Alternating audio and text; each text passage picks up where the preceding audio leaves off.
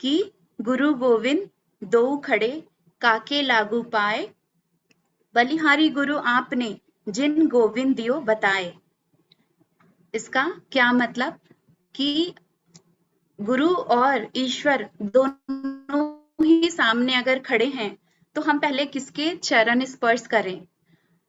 लेकिन यहाँ पर क्या है कि कबीरदास जी ने गुरु के स्थान को ऊंचा बताते हुए कहा है कि गुरु आपका धन्यवाद है जिसने मुझे ईश्वर को मिलने का रास्ता बताया, ईश्वर को जानने का मार्ग बताया, उनके बारे में बताया। तो सबसे पहले हम गुरु को नमस्कार करेंगे, उनके चरण स्पर्श करेंगे कि गुरु हैं तो ईश्वर का महत्व हमको पता है, उनके बारे में हम जानते हैं, वो मार्ग हमें दिखलाया है। तो ईश्वर और गुरु के दोनों में तुलना करते हुए कबीरदास जी ने गुरु को ऊंचा दर्जा दिया है, एक ऊंचा स्थान दिया है गुरु को। और क्या है गुरु का मतलब? संस्कृत शब्द जो है गु प्लस रु, इससे ये दो शब्द से मिला हुआ एक संस्कृत शब्द गुरु बना है, जिससे गु का मतलब है अंधकार, डार्कनेस, और रु का मतलब है रिमूव डार्कनेस, जो अंधेरा को हटाता है। तो इसका क्या मतलब है? गुरु जब किसी के जीवन में आता है, हमारे जीवन में, गुरु का काम क्या है? वो भी अंधकार को मिटाकर रोशनी हमें देता है। ये अंधकार का यहाँ पे क्या मतलब है? अज्ञानता। डार्कनेस का मतलब जो नॉलेज नहीं है हमको, हम अज्ञानता में हैं यानी अंधकार में हैं, और वो रोशनी में लेकर आना मतलब ज्ञान की रोशनी। तो अज्ञानता को दूर करके ज्ञानता में लाना एक गुरु का काम है। तो इसलिए गुरु जो कि अंधकार को मिटाता है। तो कौन है गुरु? गुरु कौन? कोई व्यक्ति है, कोई इंसान है क्या कि हाँ इसी को ही हम गुरु बोलते हैं? ऐसा नहीं। जब भी हम किसी को उस तरीके से मानने लगते हैं, समझने लगते हैं, एक गुरु का दर्जा हम किसी को देते हैं, तो वो हमारे लिए गुरु है। और नहीं तो जब तक वो एक नॉर्मल एक इंसान है, एक व्यक्ति है। और सबसे पहला गुरु हमारे जीवन में कौन है? कौन आता है गुरु बनकर? जब हम जन्म लेते हैं तो सबसे पहला गुरु कौन होता है? सबसे पहला गुरु हमारे माता पिता, हमारे पेरेंट्स।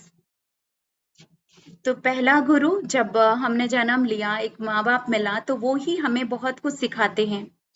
हमारे पेरेंट्स हैं, फिर हमारे भाई बहन हैं, फिर और जैसे जैसे हम बड़े होने लगते हैं फिर स्कूल जाते हैं, और स्कूल में बहुत सारे स्कूल टीचर्स, कितने तरह के अलग अलग सब्जेक्ट के जो गुरु शिक्षक बनकर आते हैं हमारे जीवन में, वो सारे गुरु।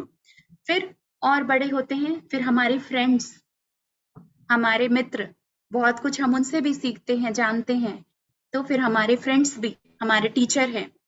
और उसके बाद हम और बड़े होते हैं, हमारी शादी होती है, तो हमारा लाइफ पार्टनर, वो भी गुरु के रूप में, वो भी हमें बहुत कुछ सिखाता है, बहुत कुछ हम एक दूसरे से सीखते हैं, समझते हैं। तो एक लाइफ पार्टनर भी गुरु के बराबर ही है। और फिर जब बच्चा जन्म लेता है, या हमारे जो बच्चे होते हैं, वो भी हमारे, भले ही वो हमसे बहुत छोटे हैं, हमारा बच्चा है, लेकिन कितना कुछ सिखाता है। वो भी हमारे बच्चे भी हमारे गुरु हैं। तो इस तरह से जीवन में बहुत सारे गुरु आते हैं हमारे लाइफ में। और इसी तरह सिर्फ कोई इंसान या व्यक्ति ही नहीं, एक जानवर हो, एक पक्षी हो, वो भी हमको बहुत कुछ सिखाता है। किस तरह हम देखते हैं कि एक बर्ड जो नेस्ट बना रही है, घोंसला बनाती है, कितना बार टूट जाता है, लेकिन वो फिर भी हिम्मत नहीं हार रही है, बार बार बार बार उसको बना रही है जब तक कि वो कंप्लीट ना हो जाए।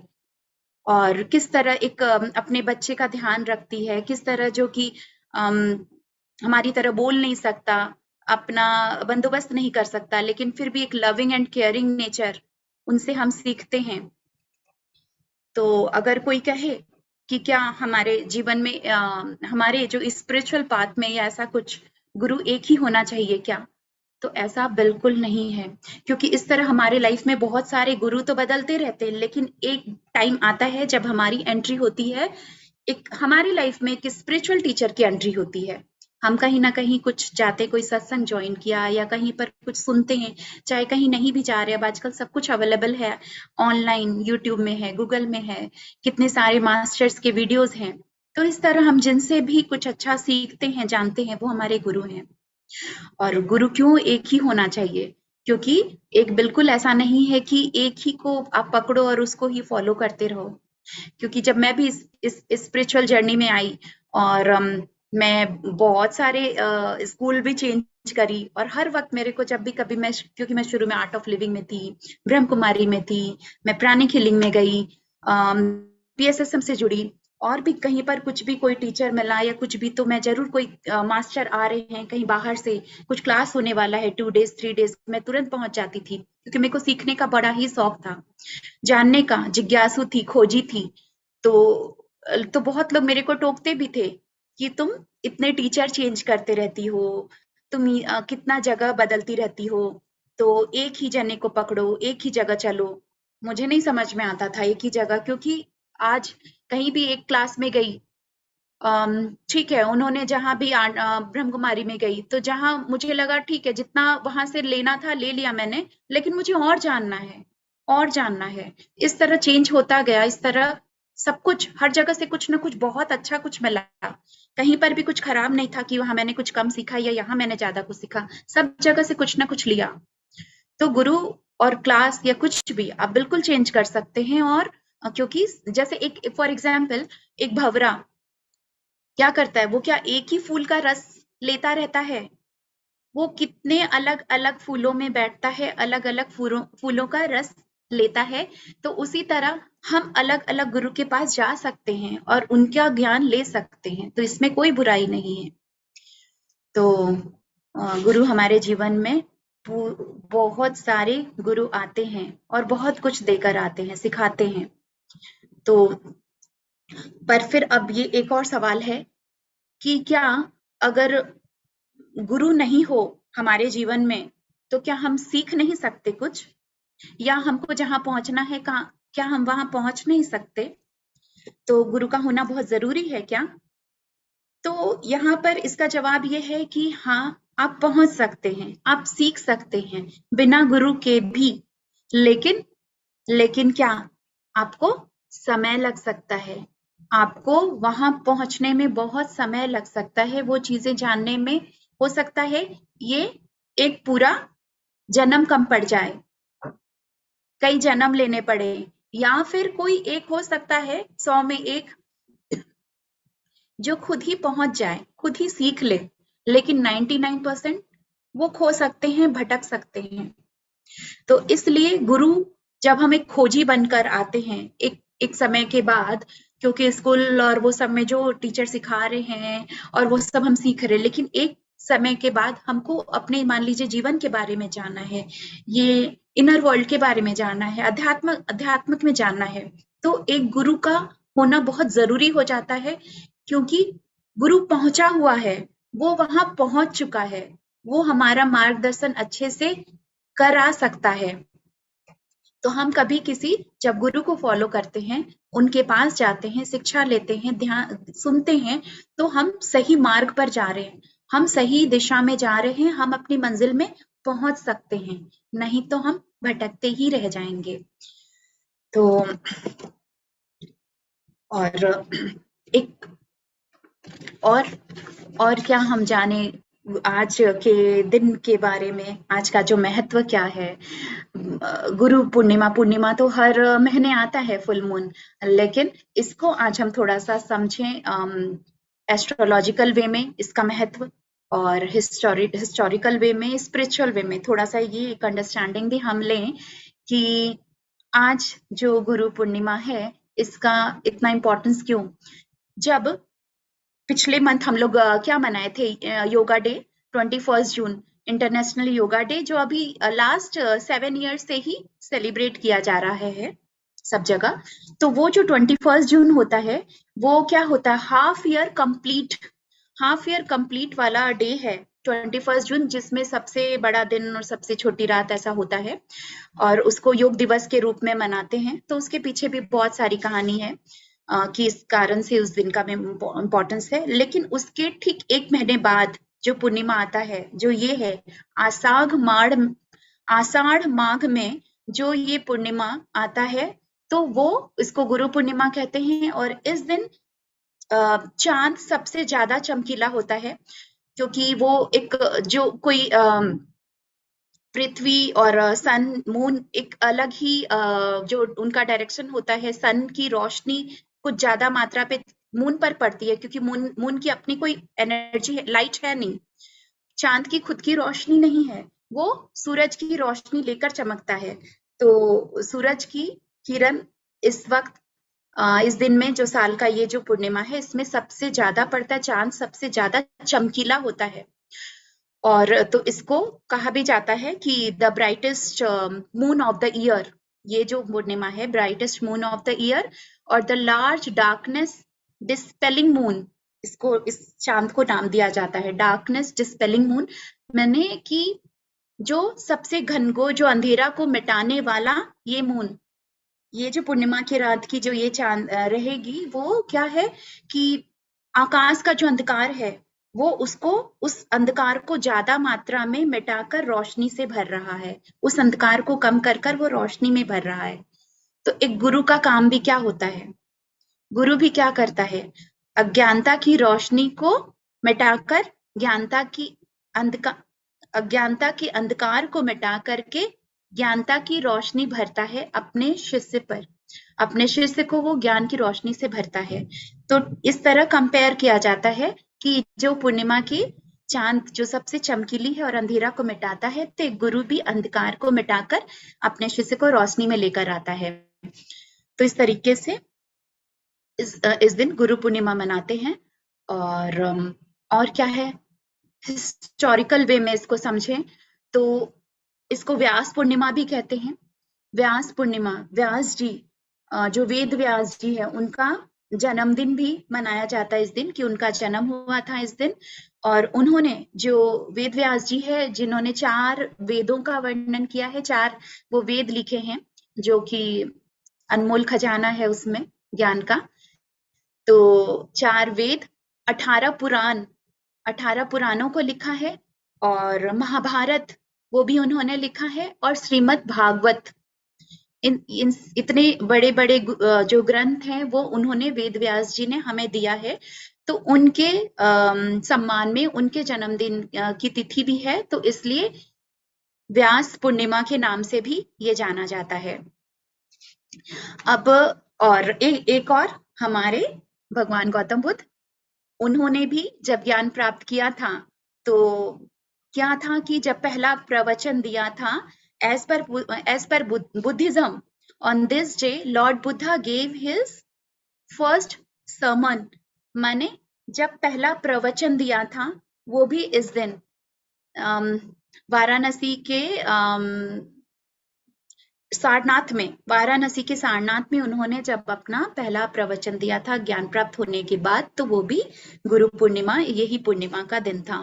और भगवान गौतम बुद्ध का जन्म भी हुआ था पूर्णिमा में, उन्होंने जो ज्ञान प्राप्त किया वो भी पूर्णिमा में था, प्रवचन दिया वो भी पूर्णिमा में, और जब उन्होंने शरीर छोड़ा, निर्वाणा को प्राप्त किया, वो भी पूर्णिमा में। इसलिए पूर्णिमा का बहुत ज्यादा महत्व है। तो क्योंकि और इस दिन चांद क्या होता है, अपने जो हमारी जो पृथ्वी है, पृथ्वी चांद और सूरज के बीचों बीच में होती है, और मून की रोशनी, चंद्रमा की रोशनी ज्यादा मात्रा पर पृथ्वी पर पड़ रही होती है। तो हम सबको वो जो एनर्जी हम ध्यान करते हैं, एनर्जी से कनेक्ट होते हैं, वो 3 गुना ज्यादा मल्टीप्लाई होके, बहुत मल्टीप्लाई होकर हमें मिलता है। तो इसलिए जितने भी ध्यानी होते हैं, स्पिरिचुअल गुरु मास्टर्स होते हैं, वो इस दिन ज्यादा से ज्यादा ध्यान करते हैं। तो और स्पिरिचुअल वे में अगर हम इसको समझें कि और इस दिन का स्पिरिचुअल वे में क्या महत्व है, तो इसके पीछे की एक कहानी और है कि आज से 15,000 साल पहले हिमालय पर्वत पर एक अचानक से एक योगी प्रकट हुए। और वो योगी कौन थे? आदि योगी के नाम से हम सब जानते हैं भगवान लॉर्ड शिवा, भगवान शिव। जब तो वो 15,000 साल पहले जब हिमालय पर्वत में अचानक वो प्रकट हुए, तो अब वहां के और जितने लोग वहां थे, अब वो कोई नहीं जानते कि ये कहाँ से आए हैं, कौन है, और वो बिल्कुल मौन में साधना में बैठे हैं। तो काफी सारे लोग इकट्ठा हो गए, वहां पर बहुत सारे लोगों की भीड़ इकट्ठा होनी शुरू हो गई। अब हुआ क्या कि क्योंकि सबको लगा कि कुछ तो इनमें बात है, क्योंकि उनका जो व्यक्तित्व था, उनका जो अस्तित्व था, वो ही कुछ एक अलग ही कुछ दर्शाता था कि कुछ तो है इनमें। और काफी लोगों की भीड़ इकट्ठा हुई कि ये कुछ मिरेकल दिखाएंगे, कुछ चमत्कार दिखाएंगे, कुछ बोलेंगे, कुछ करके दिखाएंगे। लेकिन वो क्या हुए, वो एकदम मौन में साधना में अपना बैठे हैं आंखें बंद करके। अब बहुत सारे लोग वेट कर रहे हैं, कुछ है इंतजार, ये वो, बहुत सारे दिन भी निकल गए। तो धीरे धीरे लोग कम होते गए, जितने की उनको जो एक था कि यहाँ पर कुछ होगा, कुछ मिलेगा हमारा, लेकिन वो सारे लोग कम होते गए। और बचे कितने लास्ट में, सिर्फ 7 लोग बचे, जिनको जो कि उनसे कुछ सीखना चाहते हैं, पाना चाहते हैं, उनको गुरु बनाना चाहते हैं। इस तरीके से बाकी लोगों ने अपना धैर्य खो दिया या विश्वास खो दिया और वो निकल पड़े। लेकिन जिन 7 लोगों ने अपना धैर्य रखा, विश्वास बनाए रखा, पेशेंस लेवल उनका स्ट्रांग था, एक सीखने की जिज्ञासु थे इस तरह की, तब वो जो 7 लोग रुके, तब बहुत समय बाद जब आदि योगी ने अपनी आंखें खोली, अब वहां पर उन लोगों को पता भी नहीं चलता था कि ये इस तरह बैठे हुए हैं। उनको विश्वास हो चुका था उन 7 को कि कुछ तो है, क्योंकि ये भौतिकता से परे हैं। भौतिक शरीर में जब हम अपने सिर्फ शरीर के लेवल पे रहते तो क्या है, टॉयलेट भी जाना है, कुछ खाना भी है, शरीर में हलचल भी होता रहता है, कहीं खुजली कर रहे हैं, कहीं बैठे हैं, कहीं आंखें खोल रहे हैं, कितना मूवमेंट चलता रहता है बॉडी का। लेकिन वो भौतिकता से परे हैं, एक ही तरीके से वो बैठे हैं। तो उन सबको विश्वास था, वेट करते रहे, जिंदा है कि नहीं है ये भी कैसे पता लगाते थे, क्योंकि उनके ध्यान साधना में जो उनकी आंखों से जो वो आंसू टपक रहे हैं, वो आंसू क्या थे, परमानंद के आंसू, वो जो टपक रहे हैं, तब उनको पता चलता था कि हाँ ये जीवित हैं। इस तरह से जब उन्होंने फिर अब अपनी आंखें खोली और इन 7 को ही अपने सामने फिर पाया, वो फिर उन्हें ही अपना शिष्य बनाए। और वो जो शिष्य बने, वो सप्त ऋषि के नाम से आज भी जाने जाते हैं। सप्त ऋषि वो ही तो उनको उन्होंने बहुत सारा एक अपना वो परम ज्ञान दिया, 112 टेक्निक बताया उनको, बहुत अपने इस चीज का कि परम प्रकृति को पा सके, अपने रियल सेल्फ को पा सके। शरीर एक यंत्र है, इस तरह की इसके पार जाना, इन सब चीजों को बहुत सारा तरह का परम ज्ञान दिया, जिसको सीखने में उनको 84 इयर्स लग गए, 84 साल लगे। और उन सब ने उनका शिष्य बन करके, उनके साथ समय बिताकर, उन पे विश्वास रख के, इस तरीके से उन्होंने सीखा। और फिर लास्ट में आदि योगी ने कहा कि अब तुम सातों 7 दिशाओं में जा करके इसी ज्ञान को बांटो। तो अब हुआ क्या कि ठीक है, वो जाने लगे। जैसे ही वो जाने लगे तो फिर आदि योगी ने कहा, और मेरी दक्षिणा, पहले के तभी पहले के समय में गुरु दक्षिणा का चलन था। तो अब उन्होंने कहा कि कहाँ जा रहे हो, मेरी दक्षिणा का क्या हुआ। तब अब वो 7 तो बिल्कुल भौचक्के रह गए कि अब क्या होगा, इनको क्या देंगे हम, और हमारे पास क्या है जो हम दे सके। तो अब उनमें से एक जो अगस्त मुनि थे, उन्होंने कहा कि ठीक है, मेरे पास तो वो अनमोल खजाना है जो मैंने आपसे पाया है, वो ज्ञान का खजाना जो आपने 112 टेक्निक वो बताए थे, लेकिन वो 112 टेक्निक वो 7 ऋषि अपने में जो बांट लिए थे। और तो सबके पास कुछ 16 रत्न बोलकर सबके पास ज्ञान था, 16 रत्न सबके अपने अपने हैं। तो उन सब तो एक ने कहा कि मेरे पास वही 16 रत्न है, जो अनमोल रत्न है और मैंने आपसे पाया है, तो मैं गुरु दक्षिणा के रूप में मैं आपको अर्पित करता हूँ। आपके चरण में वही वो सारे रत्न को मैं सौंपता हूँ। अब क्या हुआ, जो 84 इयर्स तक तपस्या करके साधना करके कठोर सब कुछ किया और फिर जो उन्होंने पाया वो, लेकिन गुरु ने जब मांगा तो उसने तुरंत ही उनके चरणों पे अर्पित कर दिया। और फिर आदि योगी ने कहा, हाँ अब जाओ, जाने का समय हो गया है। तो सभी अलग अलग दिशाओं में चले गए, लेकिन जो यहाँ पर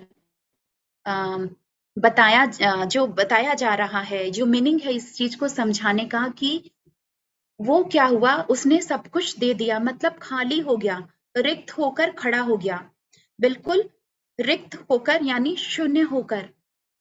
तो जो शून्य बन गया वो शिवा बन गया। शिव जी को क्या कहते हैं कि वो जो है जो कुछ भी नहीं है।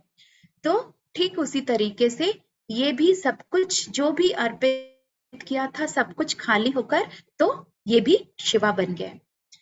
तो यहाँ पर भी इसको समझने की बात है कि बहुत कुछ हम लोग भी अपने जीवन में, बहुत सारी यादें, बहुत सारी बातें, बहुत सारे मनी है, प्रॉपर्टी है, लोगों से अटैचमेंट है, कितनी तरह की क्या न क्या लेकर इकट्ठा किए हुए रहते हैं, भरे रहते हैं। तो जब पात्र भरा हुआ ही है तो कहाँ से और मिलेगा, हम और ले नहीं पाते हैं, लेकिन अपने आप को खाली करना पड़ता है। अपने आप को उन यादों से, उन बातों से, उन अटैचमेंट से, सब चीजों से अपने आप को जितना हम रिक्त करेंगे उतना हम जो ज्ञान, जो गुरु का ज्ञान है, सही ज्ञान है, क्योंकि गुरु हर वक्त देने को तैयार है, तब हम ले पाते हैं कोई नई बातें को, इन सब चीजों को हम ग्रहण कर पाते हैं। नहीं तो कोई जितना भी समझाए दे, हमारे पास जो हमारा बिलीफ सिस्टम है, जो हमारे अटैचमेंट है, वो सब चीजें हमारे आगे बाधा आ जाती है और हम कहीं ना कहीं अटक जाते हैं। फिर हम बार बार रीइंकार्नेशन, बार बार जन्म मरण के चक्र में फंसे रह जाते हैं, क्योंकि कुछ इच्छाएं हैं, कुछ लालसाएं हैं, ये करना बाकी है, ये अभी पाना बाकी है। तो जब अंत समय आता है, जब हम शरीर को त्यागते हैं, तो एक सोच लेकर जा रहे हैं कि मेरा ये काम बाकी है, मुझे ये बनवाना है, मुझे ये पाना है, मुझे इससे तो फिर क्या होता है, वापस से फिर जन्म लेना पड़ता है वो पूरा करने के लिए। तो बहुत सारी इन सब इसकी बहुत गहरी बातें हैं, मीनिंग है कि खाली करें, अपने आप को रिक्त करें। बहुत जानते हैं इस चीज का भी, अगर घमंड है, इस चीज का भी अभिमान है, हमने जान लिया है बहुत कुछ, अब नहीं जानना तो भी, यानी अब आप और कुछ लेने के लायक नहीं है, अब आपको और कुछ नहीं मिलने वाला, तो हर समय खाली भी करना है अपने आप को। तो इस तरीके से उन्होंने गुरु दक्षिणा मांगा और उन्होंने सब कुछ अर्पित कर दिया, खाली कर दिया। गुरु और गुरु दक्षिणा से एक और बात याद आती है, एक कहानी सभी हम जानते हैं, एकलव्य की। एकलव्य जो कि महाभारत के समय जब गुरु द्रोणाचार्य ने पांडव को जब धनुधर शिक्षा दे रहे थे, तो क्या था, अब उन्होंने उनके पास एक और बालक आया कि एकलव्य नाम का, कि मुझे भी आप धनुष विद्या सिखाइए। अब उन्होंने किसी कारण से मना कर दिया। तब उस बालक ने क्या किया कि वो गुरु द्रोणाचार्य जी की मिट्टी की मूर्ति बनाकर उनको गुरु के तरफ पूजता था, उनकी मूर्ति बनाकर अपने पास रख लिया और छुप छुप कर वो सीखता था।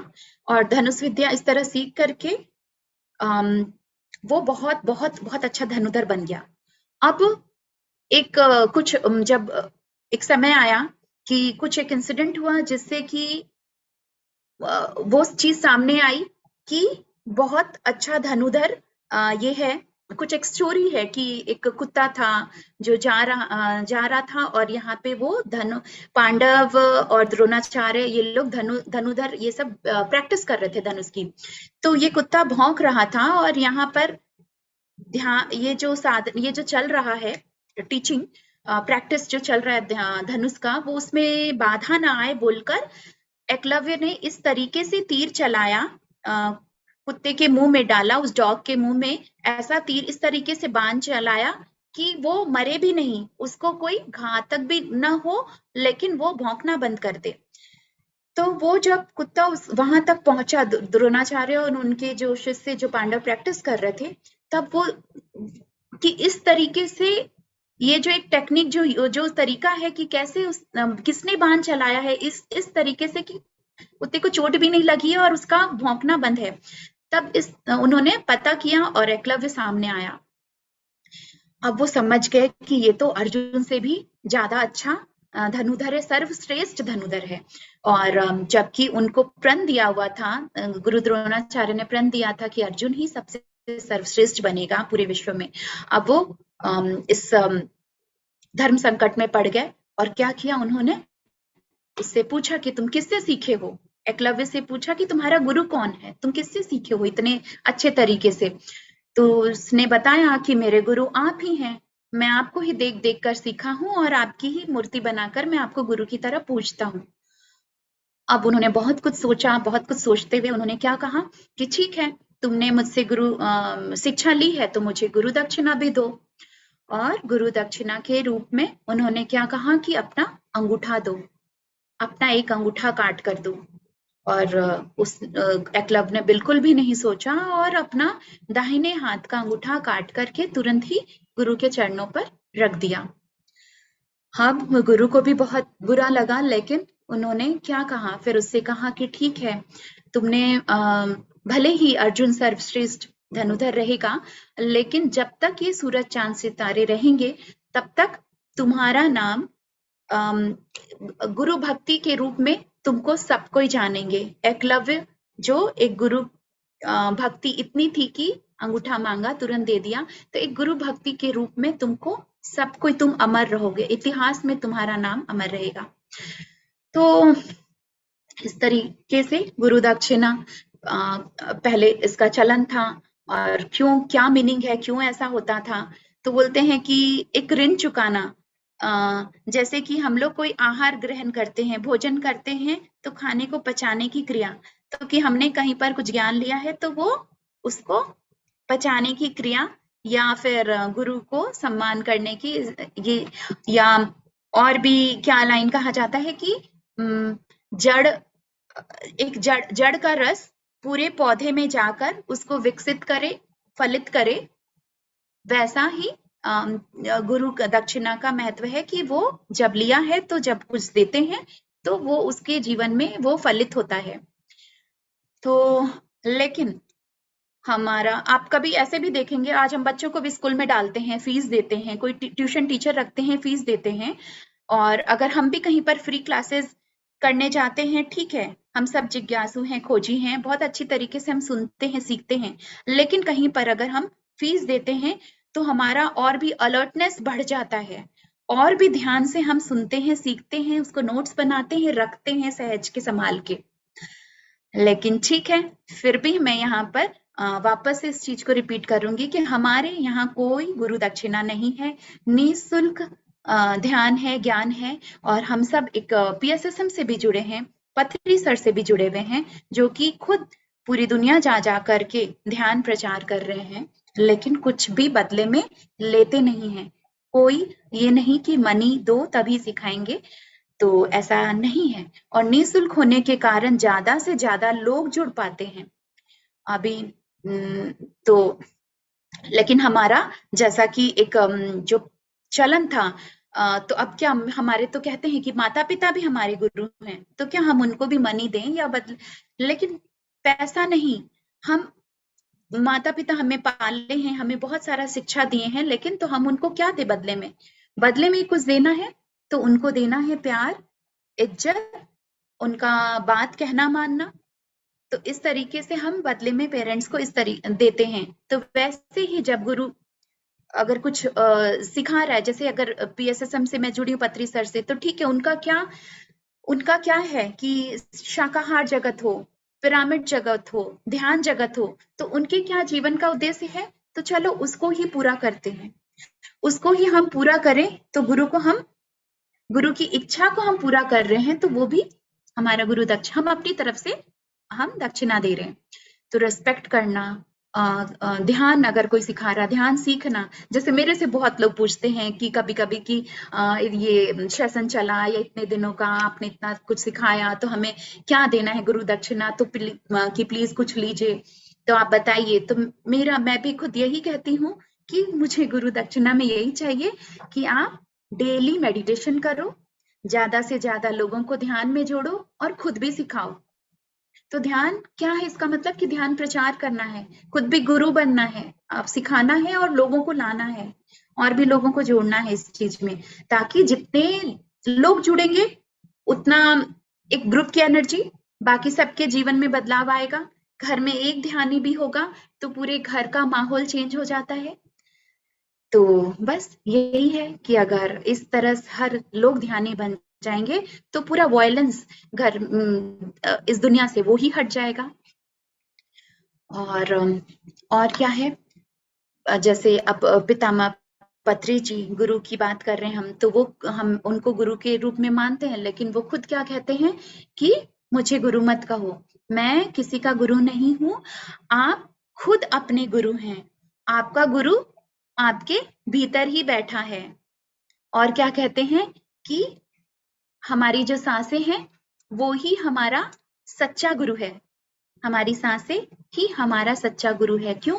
क्योंकि वो हमको हमारे हमसे अवगत कराएगा, हमारा जो ट्रू सेल्फ है और हमारे अंदर जो परमात्मा बैठे हैं, हम उस परमात्मा का अंश हैं ये आत्मा के रूप में। तो वो सांसें ही, जब हम सांसों के माध्यम ध्यान करते करते करते हम अपने उस इनर सेल्फ से कनेक्ट हो पाते हैं, उस अंतर मन की यात्रा में जाते हुए अपनी आत्मा से मिल पाते हैं, अपने परमात्मा से जुड़ पाते हैं। तो यही है मेन, तो जीवन का जो लक्ष्य है, हमारा लाइफ का जो गोल है, पर्पस है, तो वो सांसें ही हमारा सच्चा गुरु है। तो लेकिन ये बताने वाला भी जो है वो भी हमारा गुरु है। तो बस अब हम इतना एक आज के दिन में जितने भी हमारे जीवन में गुरु आए हैं, हम उनको याद करेंगे, उनको धन्यवाद करेंगे। ये दिन है ग्रैटिट्यूड का, कि जन्म से लेकर अभी तक कितने गुरु हमारे जीवन में आए, कितना कुछ हमने सीखा। तो आज हम जो मेडिटेशन करेंगे, ध्यान करेंगे, आज हम धन्यवाद करते हुए उस ग्रैटिट्यूड का भाव भी रखेंगे, सभी गुरुओं को भी याद करेंगे और साथ ही साथ इस पूर्णिमा के ध्यान, इस दिन की ऊर्जा को भी अपने अंदर समाहित करेंगे। तो पूर्णिमा ध्यान और गुरु को धन्यवाद करने का दिन। तो ठीक है, आप सभी तैयार हो जाएंगे, हम सब मेडिटेशन करेंगे, हम 40 मिनट का ध्यान करेंगे। 1:10 हो रहा है, तो हम करते हैं 1:50 तक ऐसा ध्यान हम करेंगे। तो सभी मेडिटेशन के लिए, ध्यान के लिए अपने आप को तैयार कर लें। मैं 1-2 हैंड रेज देख रही हूँ, लेकिन वो मेडिटेशन के बाद ही मैं आप लोगों को अनम्यूट करूंगी, तो हम आप लोग भी इस मेडिटेशन के बाद अपने एक्सपीरियंस शेयर कर सकते हैं। आपके जीवन में कौन गुरु जो सब उन आए जिससे आपका जीवन बदला, आप अपने एक्सपीरियंस में गुरु के बारे में बता सकते हैं। तो कि आपके जीवन में कौन है जो इम्पोर्टेंट, जो एक गुरु, उनका नाम लेके उनको धन्यवाद करके, तो आप अपने अपने, हम लोग लास्ट में बातें भी करेंगे, आप जानेंगे एक दूसरे के बारे में, आप लोगों के मुंह से सुनूंगी, क्योंकि मेरे जीवन में भी बहुत सारे गुरु आए, लेकिन जो मेन है पत्री सर हैं, भगवान गौतम बुद्ध हैं, ओशो है, प्राणिक हीलिंग के मास्टर चोआ कुक्सुई हैं। तो और कहते हैं गुरु हमेशा शिष्य को खुद ही चुन लेता है, ढूंढ लेता है। जब मैं, याद है कि मैं जब प्राणिक हीलिंग फर्स्ट टाइम जब मैं क्लास करने जा रही थी, उसका बेसिक क्लास, और उस समय जब मैं सेंटर पहुंची तो क्या हुआ, मैं एकमात्र मैं ही स्टूडेंट थी वहां पर। तो जब मैं पहुंची वहां पे तो मुझे लगा कि मैं अकेली हूँ, और बहुत सारे रजिस्टर, टीचर ने बताया कि बहुत सारे रजिस्ट्रेशन हुए थे, कम से कम 10 स्टूडेंट आज आने वाले थे, 10 से ज्यादा ही आने वाले थे, लेकिन आप अकेले ही पहुंचे हैं। तो तो अब मुझे मन में आया कि अब क्लास कैंसिल हो जाएगा, शायद नहीं होगा, और मैंने अपना सारा उस तरीके से इंतजाम किया था। बच्चा भी, मेरा बेटा भी छोटा था, कि मैं कैसे क्या दिन निकाल कर पहुंची हूँ, अब एक स्टूडेंट को टीचर सिखाएगा कि नहीं। लेकिन क्या उन्होंने बताया कि जो यहाँ पहुंचा है वो गुरु की मर्जी से पहुंचा है। जब आप एक पहुंचे हैं तो वो आपके लिए था, जो नहीं पहुंच पाए उसके लिए ये रास्ता नहीं था, कुछ ना कुछ बहाना लेके उनका कैंसिल हो गया है, वो नहीं पहुंचे हैं। लेकिन जब आप पहुंचे हैं, भले ही एक स्टूडेंट हो, हम सिखाएंगे। और तो इस तरीके से मुझे बड़ा अच्छा लगा कि हाँ, ये तो सही गुरु, तब भी लगा हाँ, गुरु चुनते हैं शिष्य को, और ऐसा इतनी अच्छी बात उन्होंने कही है कि एक भी पहुंचा है तो वो उसको सिखाएंगे। और फिर मैंने वो उसके बहुत सारे लेवल्स हैं जो मैंने फिर एक साल में सारा कुछ कंप्लीट किया, और आज बहुत कुछ मिला है मुझे प्राणिक हीलिंग से भी, बहुत कुछ मिला है भगवान गौतम बुद्ध के, भले ही फिजिकली गुरु ना हो, लेकिन उनके टीचिंग्स को हम सुनते हैं, फॉलो करते हैं, पढ़ते हैं। सिर्फ सुनकर रख लेना ही नहीं, उसको जीवन में उतारना, तब जाकर बदलाव आता है, तब जाकर हम पहुंच पाते हैं। तो ठीक है फ्रेंड्स, हम शुरू करेंगे आज का ध्यान। तो सभी कोमलता से अपनी आंखें बंद कर लेंगे। जो चश्मा पहने हैं वो चश्मा उतार लेंगे।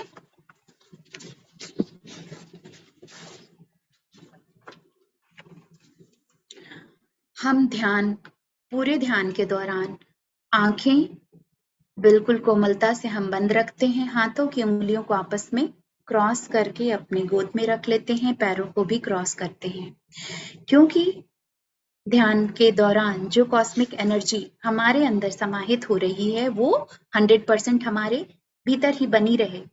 आंखें खोलेंगे तो 80% एनर्जी आंखों से बाहर निकल जाएगी, हाथ खोला तो 10% हाथों से, और पैर खुला तो 10% पैरों से। तो उस कॉस्मिक एनर्जी, विश्व ऊर्जा को 100% हमारे अंदर ही बनाए रखना है। तो हम ये मुद्रा बना के रखते हैं। मुद्रा माने आंखें बंद और हाथ पैर क्रॉस। किसी को पैर में तकलीफ होती है तो आप चेयर पे बैठ सकते हैं, पैर को स्ट्रेट रख सकते हैं, कोई दिक्कत नहीं है, क्योंकि ध्यान करना जरूरी है।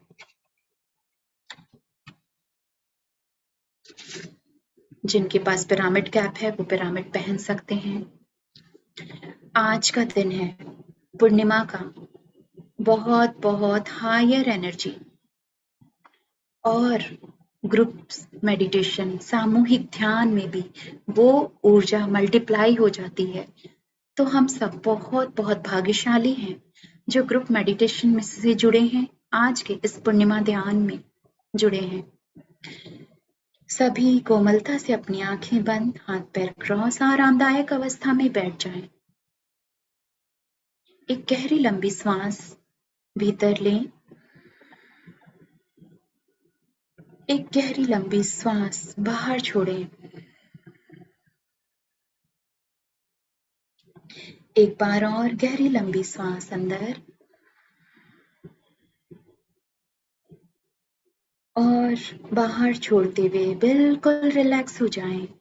चेहरे पे प्यारी सी मुस्कान सारे तनाव को जाने दें। We are so lucky. Feel yourself very, very lucky for joining this group meditation.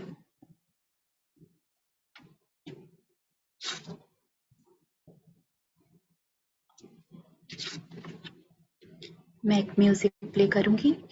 अपना ध्यान अपनी सांसों पर लगाए रखें। ये सांसें जो हमारा सच्चा गुरु है, जब से हमने जन्म लिया है और हमारे आखिरी समय तक ये हमारा साथ निभाएगी, इस सच्चे गुरु को ग्रैटिट्यूड का भाव करते हुए अपना ध्यान अपनी सांसों पर लेकर आएं। सिर्फ और सिर्फ आती और जाती हुई श्वासों को देखते रहें।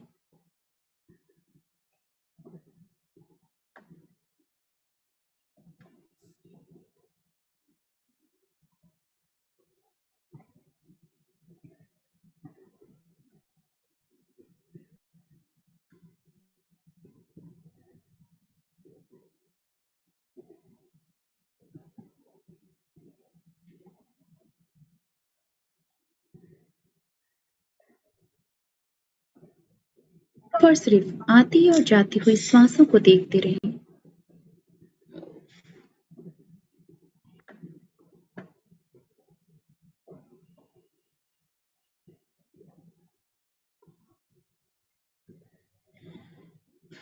बने रहें अपनी सांसों के संग।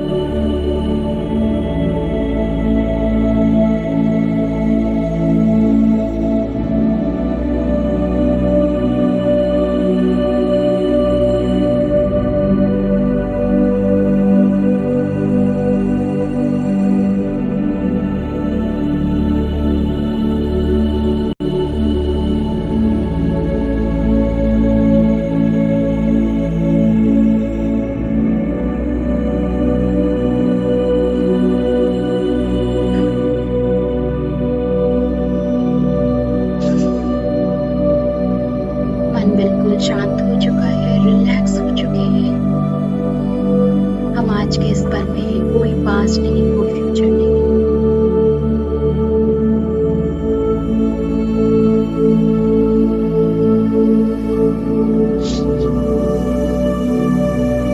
आज के इस गुरु पूर्णिमा दिवस में हम याद करेंगे कि पिछले एक साल या पिछले 2-3 सालों के अंदर आपके जीवन में कौन कौन से गुरु आए,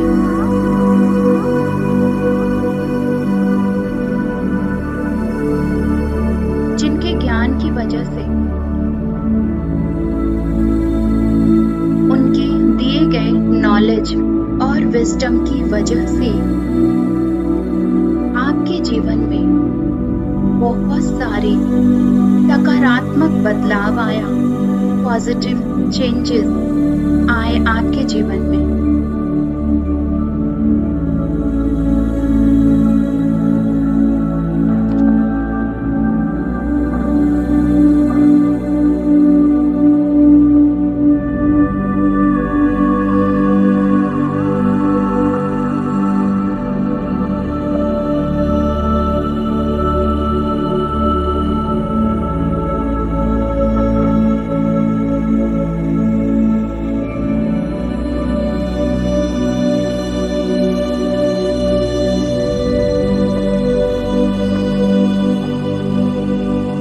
आपने बहुत कुछ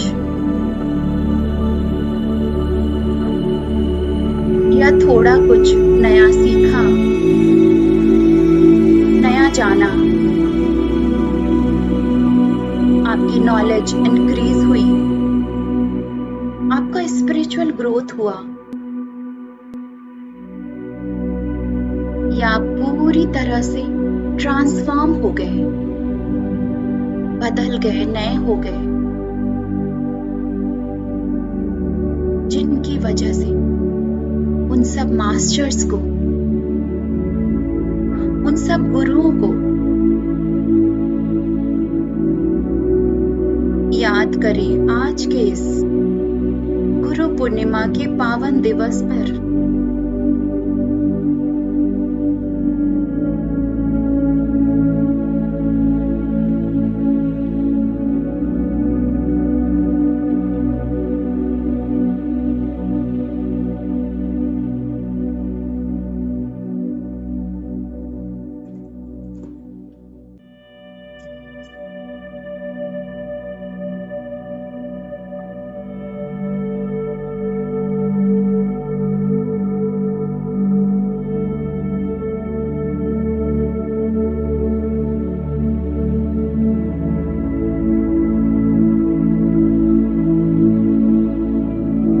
मास्टर कोई भी हो सकता है,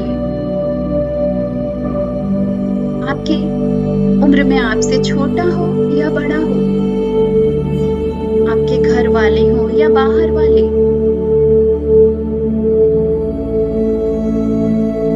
आपका कोई छोटा बच्चा ही हो, गुरु के रूप में आपने उनसे कुछ सीखा है, जिनसे भी कुछ पाया है, जाना है, चाहे वो कोई जानवर ही क्यों ना हो या पक्षी क्यों ना हो।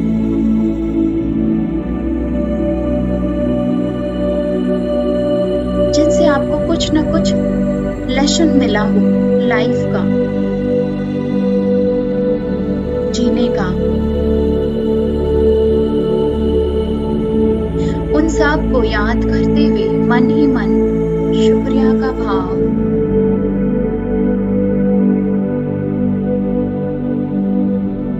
मन ही मन शुक्रिया करेंगे। Lots and lots of gratitude to all masters.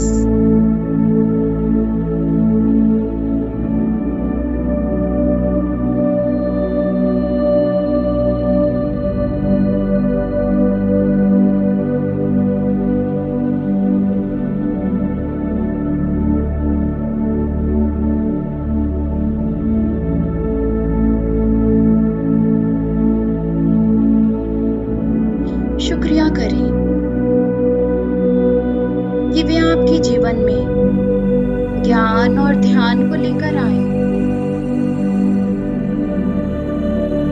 आपके जीवन में अंधकार को मिटाकर प्रकाश को लेकर आए, ज्ञान का प्रकाश।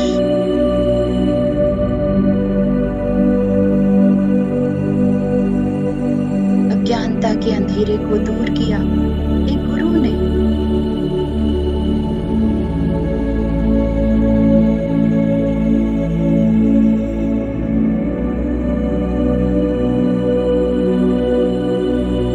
इस ज्ञान में बहुत पावर है, बहुत शक्ति है।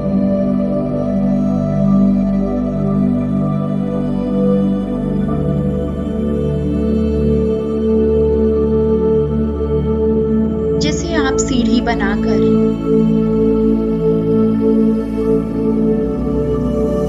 अपने आध्यात्मिकता की ऊंचाई पर चढ़ते जा रहे हैं।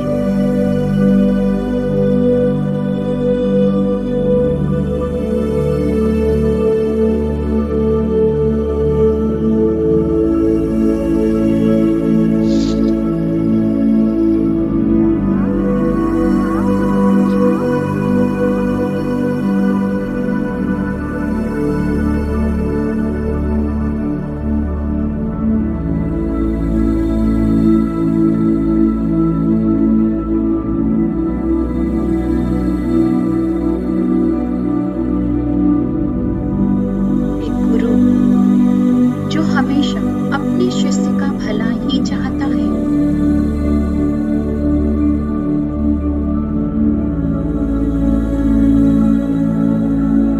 आपको दुखों से निकालकर, अंधविश्वास से निकालकर आपके ग्रोथ के लिए हर वक्त तत्पर खड़ा है।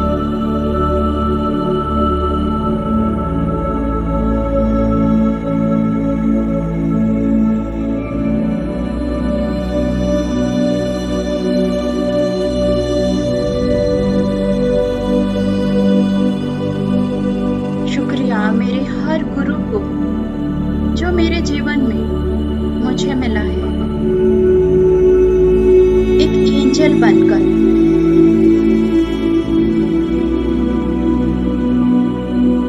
मेरे गाइड बनकर, मेरे रक्षक बनकर, मेरे वेल विशर बनकर मेरे जीवन में आने के लिए बहुत बहुत शुक्रिया।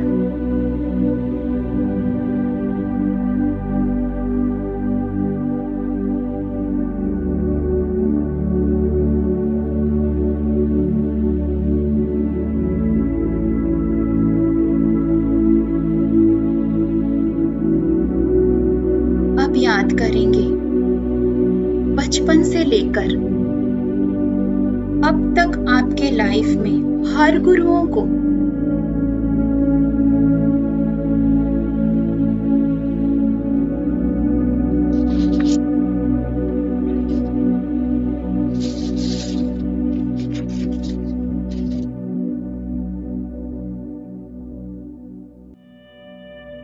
जिन्होंने आपका मार्गदर्शन किया है, आपको कुछ न कुछ सिखाया है, उन सभी को लॉट्स ऑफ ग्रेटिट्यूड, पूरे दिल से, आत्मा से धन्यवाद।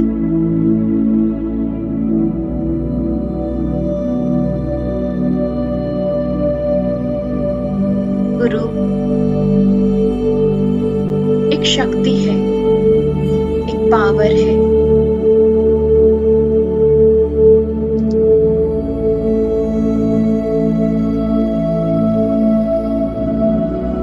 एक माध्यम है।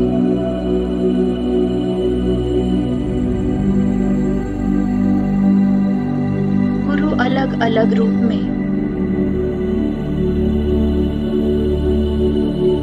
अलग अलग जगह में हमारे जीवन में आते गए और आते रहेंगे भी।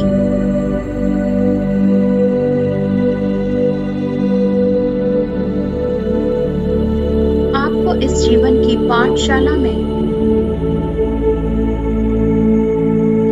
बहुत सारे लाइफ लेसन देकर आपको ऊपर की कक्षा में, ऊपर की क्लास में पहुंचाते गए।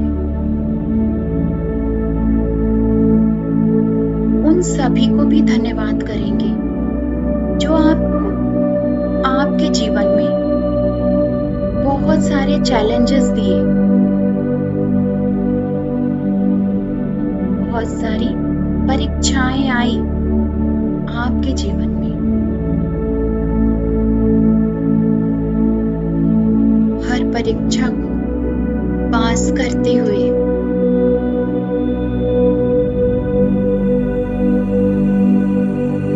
आप बढ़ते गए,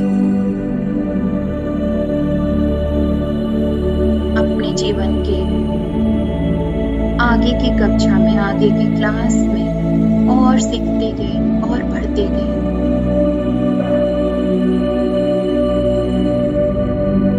उन सभी टीचर्स को धन्यवाद, उन सभी मित्रों को धन्यवाद।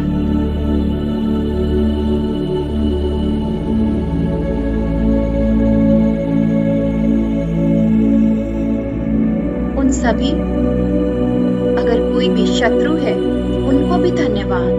बहुत कुछ सिखाया उन्होंने, चैलेंजेस देकर।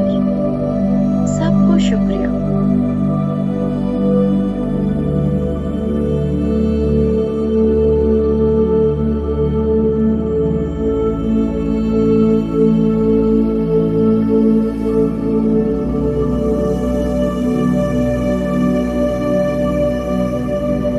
सभी स्पिरिचुअल मास्टर्स, एस्ट्रल मास्टर्स को,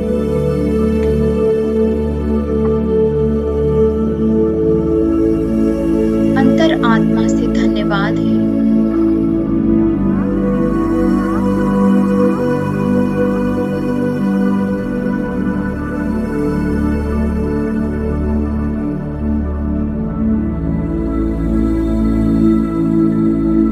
कितने सारे परमात्मा, भगवान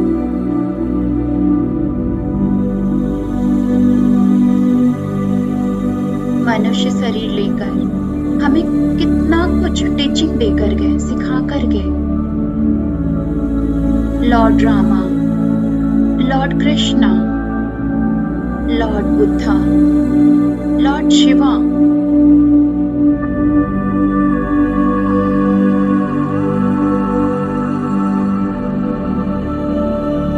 राम जी ने हमें समर्पण भाव सिखाया, सैक्रिफाइस। लॉर्ड कृष्णा ने हमें बताया कि हम ये शरीर नहीं, आत्मा है और आत्मा अमर है।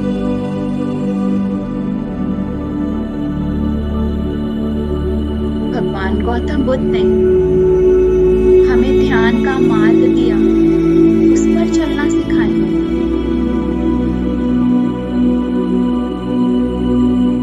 लॉर्ड शिवा ने शून्यता का बोध कराया, जीरो स्टेट, नथिंगनेस, और उसी नथिंग में है एवरीथिंग।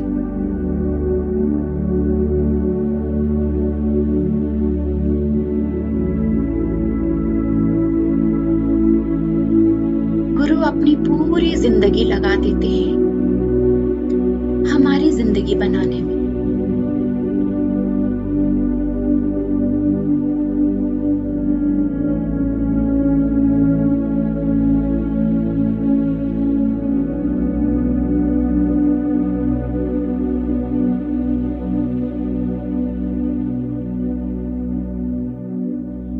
एक सच्चा गुरु जिसके जीवन में आ गया, उसका जीवन धन्य हो गया।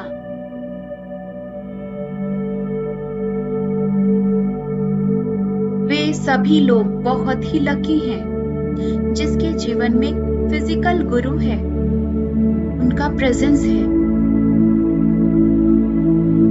जिससे आप मिल पाते हैं, सवाल कर पाते हैं।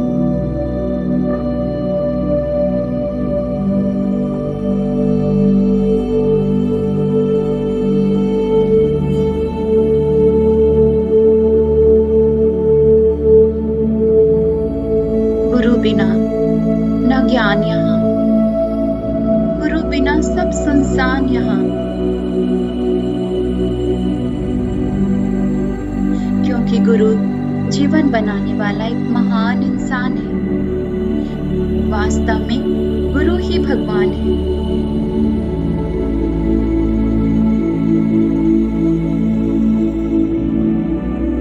गुरु निस्वार्थ भाव से अपना पूरा ज्ञान और अनुभव के बल पर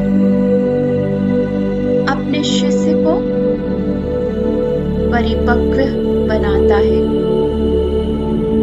उसे पक्का बनाता है।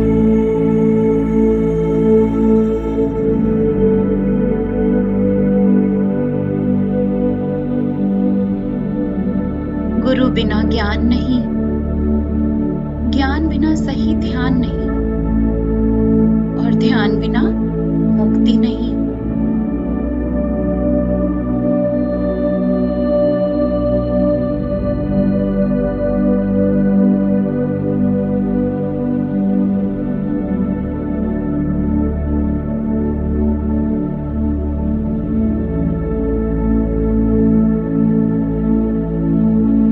गुरु पूर्णिमा के इस अवसर पर हम अपने सभी गुरुओं को चरणों का वंदन करते हैं। चरण स्पर्श मन ही मन। गुरु मेरे, मैं तुमसे ही हूँ, तुम ना हो तो मैं कुछ भी नहीं।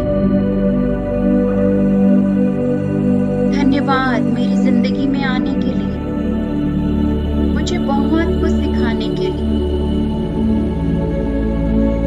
अज्ञानता से ज्ञानता में लाने के लिए, अंधकार से रोशनी में लाने के लिए बहुत बहुत शुक्रिया।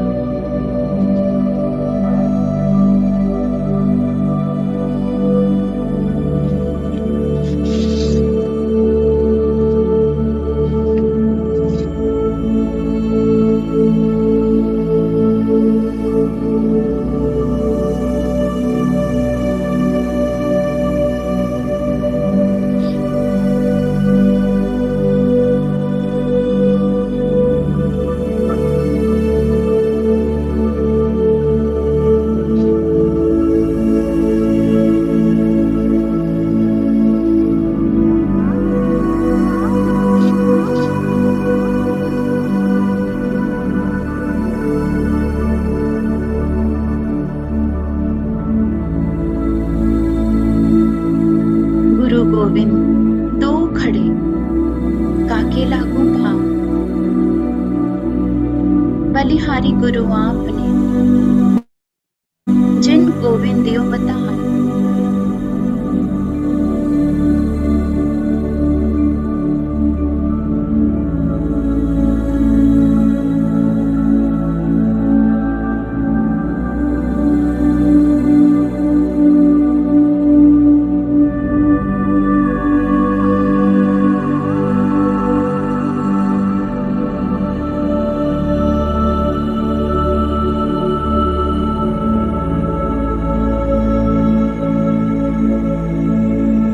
अपने गुरु की प्रेजेंस को फील करते हुए, उनकी एनर्जी को अपने साथ जुड़ा हुआ महसूस करते हुए कुछ देर और ध्यान में यूं ही बने रहिए।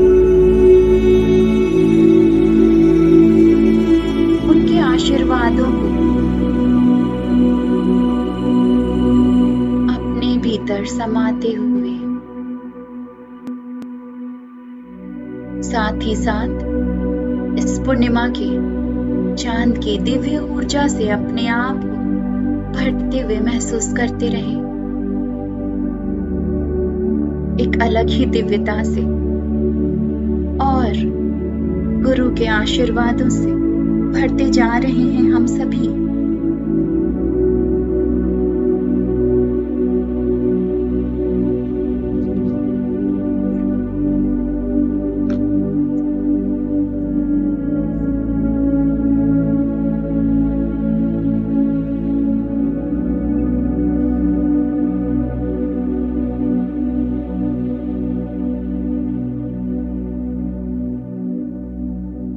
आखिरी 5 मिनट बने रहें इसी ऊर्जा के साथ।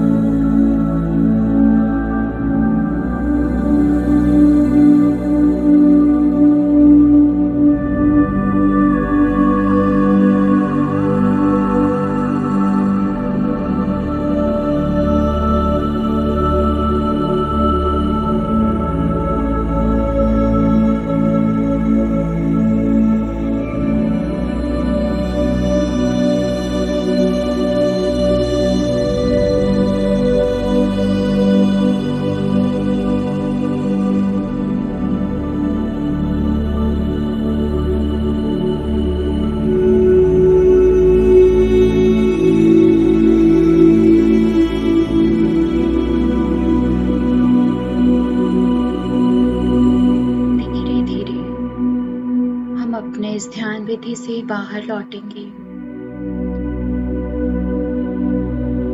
अपने आप को अपने शरीर में महसूस करेंगे। अपने आप को अपनी चेतना में जिस जगह बैठे उस जगह को फील करेंगे। आंखें बंद ही रखेंगे। एक बार फिर से शुक्रिया करेंगे हम अपने जीवन में आए सभी गुरुओं को। साथ ही साथ शुक्रिया करेंगे पितामह पत्री जी को, भगवान गौतम बुद्ध को, महाअवतार बाबा जी को, लॉर्ड शिवा को, लॉर्ड कृष्णा को, ओशो को,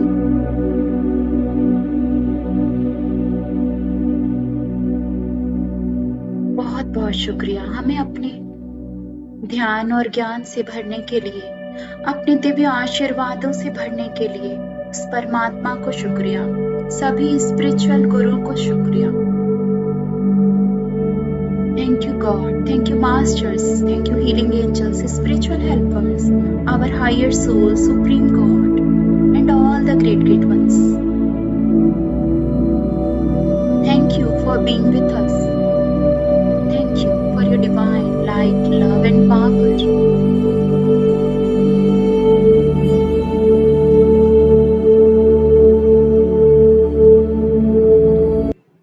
Last 1 minute.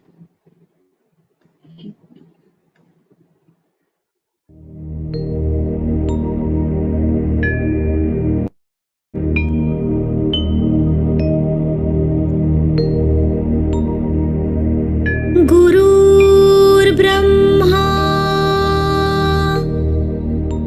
गुरुर्विष्णु गुरुर्देवो महेश्वरा गुरुर्साक्षात् परब्रह्मा तस्मै श्री गुरुवे नमः। तस्मै श्री गुरुवे नमः। तस्मै श्री गुरुवे नमः।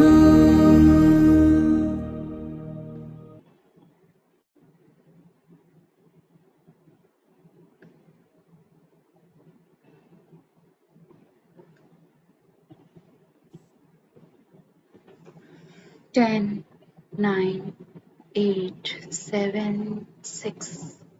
दोनों हाथों को, उंगलियों को आपस में खोलते हुए अपनी आंखों पर रखें। 5, 4, 3, 2 and 1, 0। कोमलता से अपनी आंखें खोलें और अपने ध्यान के लिए, इस दिन के लिए, गुरु के आशीर्वाद के लिए शुक्रिया का भाव बनाते हुए जोरदार ताली।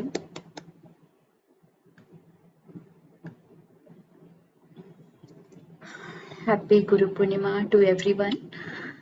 तो thank you everyone for joining, for being a part of this special occasion। मैं अनम्यूट